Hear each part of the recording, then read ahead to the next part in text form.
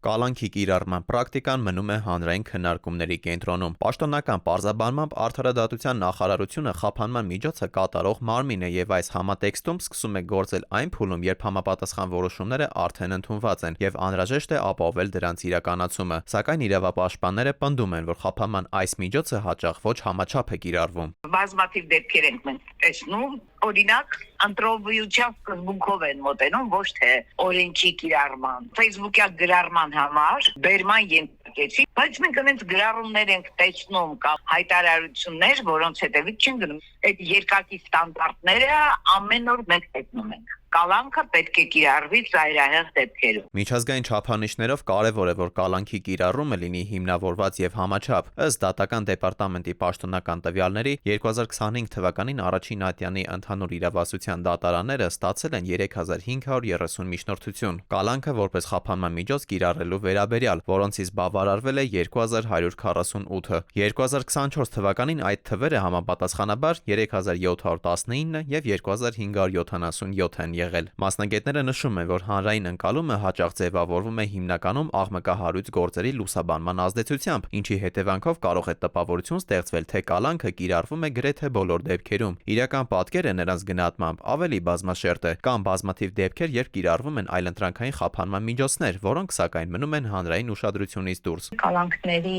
թվի աճի հետ կապված կամ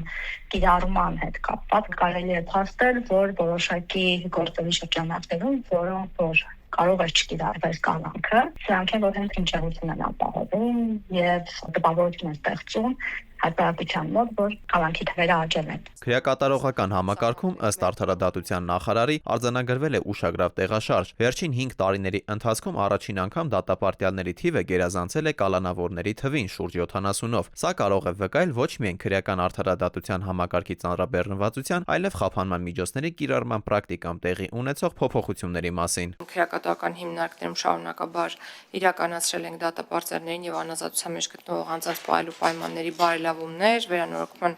աշխատանքներ, գրեթե ամբողջությամբ լուծված է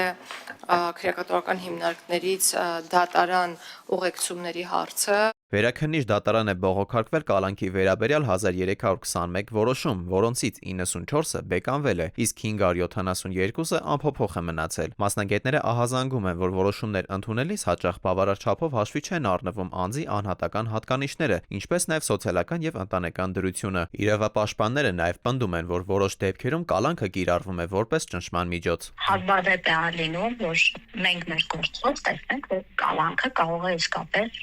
գործում միջոց լինել։ Մնացած բոլոր դեպքերում սա կիրառվում է որպես պատիժ։ Իհարկե հայտնի մարդկանց կալանավորում են բացառապես այն դեպքում, երբ պետք է նրանց որոշակիորեն չեզոքացնել։ Հիմնական խնդիրն է, թե երբ օրենքը միատեսակ չի կիրառվում եւ որոշակի անձինք օրենքի առջև մի փոքր ավելի առավելություն են ունենում, այն դեպքում, երբ որ պետք է հավասար լինել։ Քրեական արդարադատության համակարգի արդյունավետությունը մասնագետների համոզմամբ չափվում է ոչ թե կիրառվող կալանքների թվով, այլ դրանց հիմնավորվածությամբ եւ անհրաժեշտությամբ յուրաքանչյուր կոնկրետ դեպքում։ Դավիթ Թադևոսյան, ժամը լրատվական։